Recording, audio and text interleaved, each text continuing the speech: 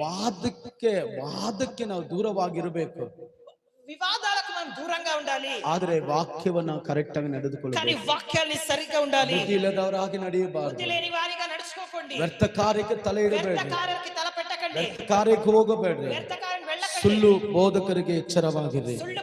ಸುಳ್ಳು ಕಾರ್ಯಗಳಿಗೆ ಎಚ್ಚರವಾಗಿರಿ. ಸುಳ್ಳು ಕಾರ್ಯ నుంచి ಅದಕ್ಕೆ 2 ಪೇತ್ರ 3:14 ಹೇಳ್ತದೆ, ಅದಕ್ಕೆ 2 ಪೇತ್ರ 3:14 చెప్తుంది, ನೀವು ನಿರ್ಮಲರಾಗಿಯೂ ನಿರ್ದೋಷಿಗಳಾಗಿ ಕಾಣಲ್ಪಡಕ್ಕೆ ನೋಡಿಕೊಳ್ಳ್ರಿ. మీరు నిర్మలరాగియు నిర్దోషిಗಳಾಗಿ ఆయన దృష్టికి నిష్కళంకముగాను నిందారహితులుగాను కనబడినట్లు జాగ్రత్తగా ఉండండి. ಅದಕ್ಕೋಸ್ಕರ ಪ್ರಯಾಸಪಡಿ. ಅದನ್ನು ಬట్టి ಪ್ರಯಾಸಪడండి. 1 ತಿಮೋಥಿ 4:1-6 ವಾಕ್ಯ.